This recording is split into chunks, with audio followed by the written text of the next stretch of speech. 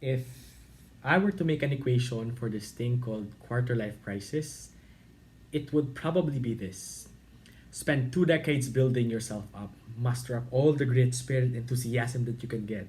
Create this cabinet for your achievements, 5 layers high, a full arm span wide. But now what you have is just an empty one. So what have you done?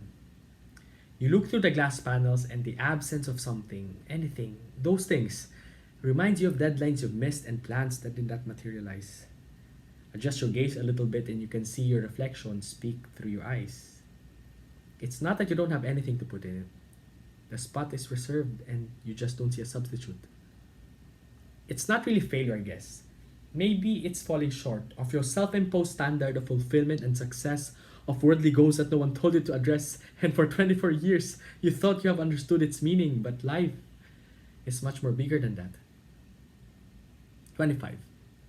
It's the conflicting point where your idealism fuels you enough to make you believe you are powerful and able, but realities of life slam you to the ground and you just lay there. You think you're crippled. 25 is probably about balance. 25 is probably about keeping it together no matter how life is pulling you apart, scary as it may seem. 25 is probably about limitation in contrast to the things that made you feel infinite.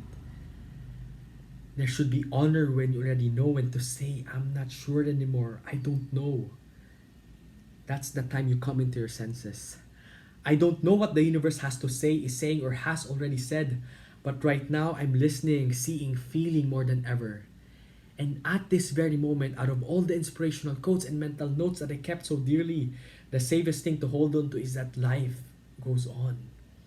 It doesn't wait for you to get it. It has no time to adjust for your struggles. Because when they call it quarter life crisis, it's just a convenient way to label a period of life relatable to almost everyone.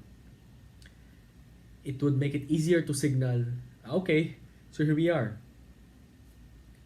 So where are the hands of time pointing at right now? You might have forgotten, but it's the same with your pubescent years. At midlife, you'll probably get a new set of issues and fears. You've heard of 7-year itch, life begins at 40, senior moments and golden years, and yes, this thing is even there on your deathbed. Crisis. It's the push and pull forces, science and fate, determination and insecurities, dreams and nightmares, you and others. But as long as you exist and choose to be alive, as long as you live and choose to feel, keep on moving and don't stall at 25. You can romanticize that figure, but don't think other life periods are not as equally earth shattering.